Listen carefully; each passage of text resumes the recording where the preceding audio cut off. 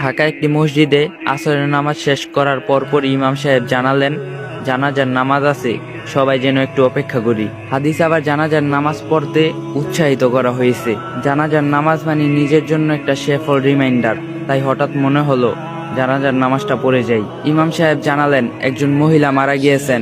ভদ্র মহিলা স্বামী আপনাদের উদ্দেশ্য করে কিছু কথা বলবেন। একজন 70 বয়স্ক লোক, সাদা পাঞ্জাবি পরা, দাড়িগুলো দবদবে সাদা। ভদ্রলোক শুরু করলেন, আসসালামু আলাইকুম। আপনারা হয়তো আমাকে চিনবেন না, আমি এলাকাতে নতুন এসেছি। আমার স্ত্রী আজ সকালে ফজরের নামাজ পর আল্লাহর কাছে চলে গেছেন।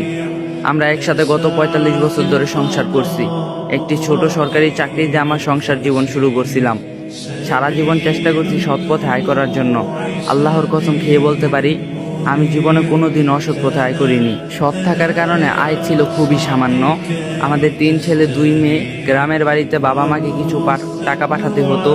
কখনো কখনো মাস শেষ হওয়ার আগেই আমার বেতনের টাকা ফুরিয়ে যেত। আমার সহকর্মীদের মধ্যে আমি ছিলাম সবচেয়ে গরিব, কিন্তু আমার স্ত্রীর কারণে এটা কখনোই আমি উপলব্ধি করতে পারিনি। আমার স্ত্রী যে কিভাবে সবকিছু ম্যানেজ করতো একমাত্র উনিই জানতেন। আমার সাধ্যের বাইরে জীবনে কখনো কোনোদিন কোনো কিছু আবদার করেনি। জীবনও কখনো আমাকে এটা বলেনি যে আপনি আমাকে এটা দিলেন না, ওটা দিলেন না। কখনো আমাকে আমার সামর্থ্য নিয়ে কষ্ট দেয়নি, কথা বলেনি। আমার জীবনে ওনাকে সন্তুষ্টই দেখেছি। আমার বাবা মা মারা যাওয়ার 4-5 বছর আগে আমাদের সাথেই থাকতেন। আমার স্ত্রী আমার বাবা মাদের যথেষ্ট পরিমাণ খেদমত করছেন।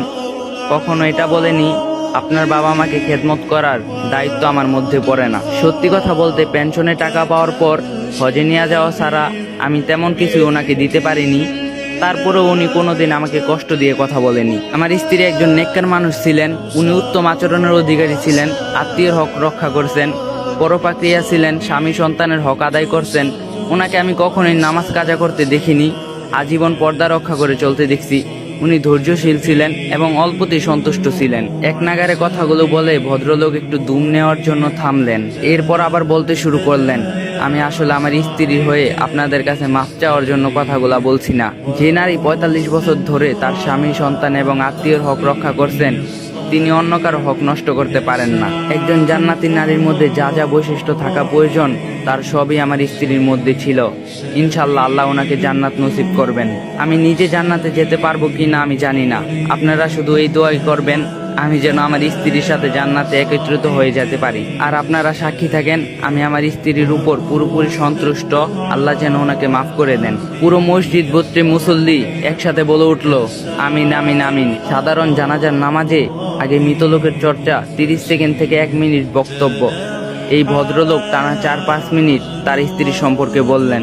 কোনো মুসল্লি এতটুকু বিরক্ত প্রকাশ করলেন না। সবাইকে মুগ্ধ কণ্ঠে একজন জান্নাতি নারীর কথা শোনালেন। হাদিসে এসেছে, একজন মুমিন মুমিনার জীবনে তার রবের তরফ থেকে সর্বোত্তম রিজিক হচ্ছে একজন নেককার স্বামী এবং স্ত্রী।